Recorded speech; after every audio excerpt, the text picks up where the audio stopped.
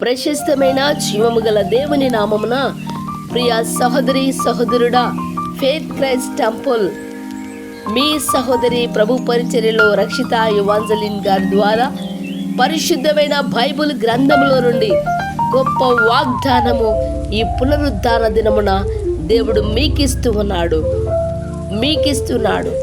ఆ యొక్క వాగ్దానము సన్నిధి ఘనత ప్రభావములు ఆయన సన్నిధిని ఉన్నవి. ఘనత ప్రభావములు ఆయన సన్నిధిని ఉన్నవి. కీర్తనలు 96:6. కీర్తనలు 96:6.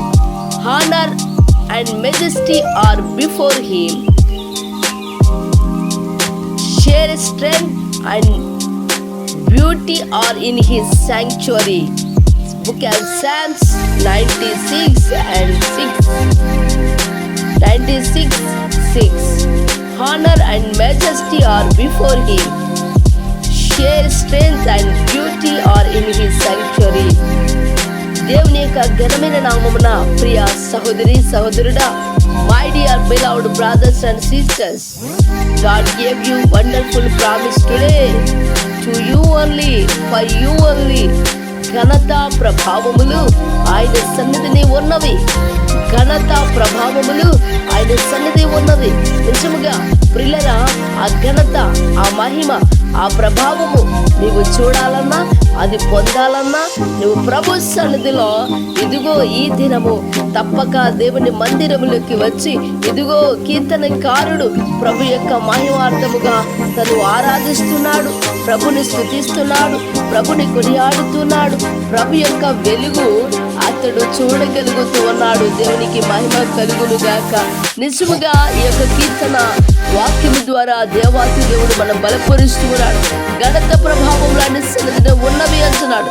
బల సౌందర్యములు ఆయన పరిశుద్ధ స్థలములో ఉన్నవి. నిజముగా ఆ మహిమలు యెహోవాకు చెల్లించుడి, మహిమ బలములు యెహోవాకు చెల్లించుడి. ఆయనే ప్రభావము గల దేవుడని, ఆయనే మహిమ గల దేవుడని, ఆయన సన్నిధిన మనకు గొప్ప కృప దొరుకుతుందని ఎవరైతే నిరీక్షణ కలిగి ఆయన సన్నిధిని చూడవలనని, ఆయన సన్నిధిని ఆరాధించవలనని, ఆయన యొక్క మహిమ ప్రభావములను ఇదిగో మనస వాచ ఇదిగో రుచి చూడవలనని ఎవరైతే తలస్తారో, ఆశిస్తారో, దేవుని యొక్క పాద సన్నిధిలో విశ్వాసము కలిగి ఆయన పాద సముఖములకు వచ్చి ఉంటారో వారందరి ఎడల ఆయన మహిమను చూపగల దేవుడిగా ఉన్నాడు. ఆయన అందరి ఎడల ప్రభావములు చూపగల దేవుడై ఉన్నాడు. ఆయన సన్నిధిలో ఉన్నవి ప్రియులరా ఘనత ప్రభావములు. నిజముగా ఆ ప్రభావం వెడలు వచ్చి వారిని తాకెను అని రాయబడి ఉంది. అక్కడ ఆయన మహిమ దిగివచ్చును అని రాయబడి ఉన్నది ప్రియులరా. ఆయన సన్నిధిన మహిమ ఉన్నది. ఆ మహిమ నిన్ను నన్ను తాకుతూ ఉన్నది. ఆ మహిమ బలపరిచేదై ఉన్నది. ఆ మహిమ నిన్ను గణపరిచేదై ఉన్నది.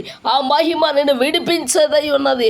ఆ ప్రభావము నిన్ను తాకినప్పుడు ఆ ప్రభావము ఇదిగో ఆ యొక్క ఉన్నతమైన కార్యములు జరిగించుటకు ఆయన సన్నిధిని ఆశ్రయించండి. ఆయన సన్నిధిలో సాగిలపడందాం. ఆయన యొక్క సన్నిధిని మనము హృదయమారా మనసారా ఆరాధన చేయొచ్చు.